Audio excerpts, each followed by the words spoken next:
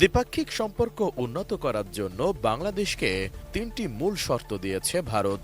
প্রথম শর্তটি হল ঢাকার অন্তর্বর্তী সরকার নিয়ে ভারতের অবস্থান স্পষ্ট করা। তারা বাংলাদেশের বর্তমান সরকারকে ফুল এঙ্গেজমেন্ট না দিয়ে বরং সীমিত সম্পর্ক বজায় রাখবে।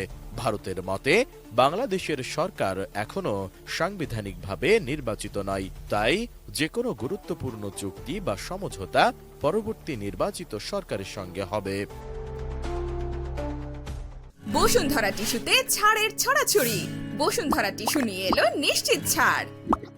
দ্বিতীয় শর্তে ভারত দাবি করেছে বাংলাদেশে সংখ্যালঘু হিন্দু সম্প্রদায়ের সুরক্ষা নিশ্চিত করতে হবে, কিন্তু তাদের গণমাধ্যম যে অতিরঞ্জিত করে বাংলাদেশের সংখ্যালঘু তথাকথিত নির্যাতনের খবর প্রকাশ করছে, তাও এক প্রকার তারা মেনে নিয়েছে। তবুও